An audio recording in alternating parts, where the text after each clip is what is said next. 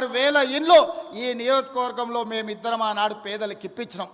చంద్రశేఖరరావు కడుపు మండి 2014లో అధికారంలోకి వచ్చిన తర్వాత ఎందుకు కొడంగల్ పేదలకు అత్యధికంగా ఇండ్లు ఇచ్చిండ్రని సిబిసిఐడి ఎంక్వైరీ చేసిండు. కానీ ఆయన ఎన్నికలప్పుడు మనకు మాట చెప్పిండు డబుల్ బెడ్రూమ్ ఇండ్లు ఇస్తా అని. నేను అడుగుతున్న ఈడున్న కొడంగల్ శాసనసభ నియోజకవర్గ యువకులను చాలామంది ఇక్కడికి వచ్చిండ్రు. మీ గ్రామాలలో ఎవరికైనా డబుల్ బెడ్రూమ్ ఇల్లు వచ్చిందా? ఎవరికైనా వచ్చిందా? మొత్తం మన నియోజకవర్గంలో కూడా ఏ ఒక్కరికొక డబుల్ బెడ్రూమ్ ఇల్లు ఇయ్యలే. ఊరికో కోడి ఇంటికో ఈక కూడా ఆనాడు ప్రభుత్వం ఇవ్వలేదు. కానీ ఈనాడు ఈరోజు ఈ వేదిక మీద నుంచి చంద్రవంచలో ఉన్న పేదవాళ్ళందరికీ ఇందిరమ్మ ఇల్లు ఇవ్వడమే కాకుండా ఈ శాసనసభ నియోజకవర్గంలో మార్చి 31 తారీఖు లోపల 3,500 ఇందిరమ్మ ఇండ్లు పేదవాళ్లకు ప్రతి వాడికి 5 లక్షల రూపాయలు ఉచితంగా ఇందిరమ్మ ఇండ్లు కట్టుకోవడానికి మనం రాబోయే 2.5 నెలల్లో కొడంగల్ శాసనసభ నియోజకవర్గంలో ఇండ్లు మనం ఇచ్చుకోబోతున్నాం. ఇవి సరిపోవు. ప్రతి సంవత్సరం సరాసరిగా 4,000 ఇండ్లన్నా ఇచ్చి రాబోయే 4 ఏళ్ల 15 నుంచి 20,000 ఇందిరమ్మ ఇండ్లు కొడంగల్ శాసనసభ నియోజకవర్గంలో ఇచ్చి ప్రతి పేదవాడిని ఒక ఇంటి వాడిని చేసే బాధ్యత ఈరోజు నేను తీసుకుంటా మీ సోదరుడిగా. ఈరోజు మీరు అండగా నిలబడి మీరు ఆశీర్వదించి ఇక్కడ శాసనసభ్యుని చేస్తే తెలంగాణ రాష్ట్రానికి ముఖ్యమంత్రి అయినా మరి అలా నా బాధ్యత ఉంది. ఇక్కడున్న ప్రతి పేదవాడికి ఇందిరమ్మ ఇల్లు ఇవ్వాలి.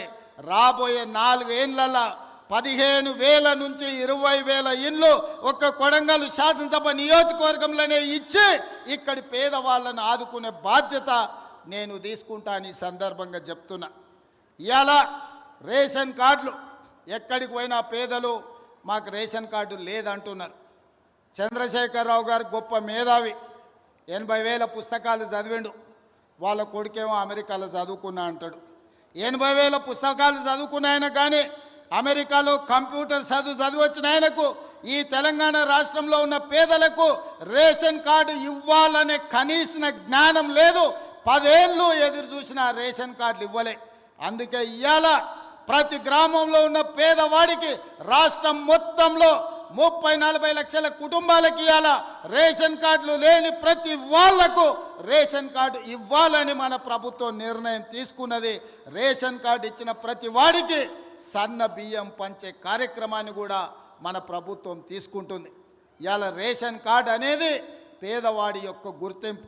ఆధార్ కార్డు ఎట్లనో రేషన్ కార్డు కూడా అట్లనే. ఎక్కడికి పోయినా ఏమున్నా లేకపోయినా పేదవాడిని అధికారులు రేషన్ కార్డు ఉందా అని అడుగుతారు. మరి ఇవ్వాల్సిన అధికారులు గత ప్రభుత్వం 10 ఏళ్ళు రేషన్ కార్డులు ఇవ్వలేదు.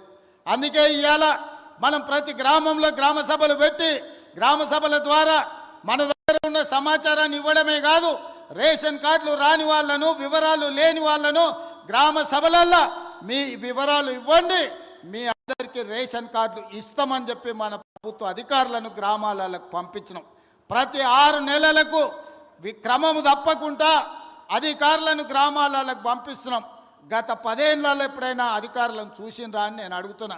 ఎప్పుడైనా చూసిండ్రా? కలెక్టర్లను చూసిండ్రా? ఆర్డీఓలను చూసిండ్రా? ఎంఆర్ఓలను చూసిండ్రా? అధికారులు ఎవరైనా మన గ్రామాలకు వచ్చిండ్రా? ఇప్పటికే 3 సార్లు మనం గ్రామ సభల ద్వారా గ్రామాలకు అధికారులను పంపించి ప్రజల దగ్గరికి పంపించి ప్రజా పరిపాలనలో ప్రజలకు మీరు జవాబుదారీతనంగా ఉండాలి, ప్రజలకు వెళ్ళి వివరించండి అని చెప్పి ప్రతి అధికారిని గ్రామ బాట పట్టించినాం. గతంలో పని కావాలంటే ఫామ్ హౌస్కు పోవాల్సి ఉండే, కానీ ఇప్పుడు ఆ విధానం మార్చినాం. ప్రజల దగ్గరికే అధికారులను పంపించినాం, ప్రజల దగ్గరికే ఎమ్మెల్యేలను పంపించినాం, ప్రజల దగ్గర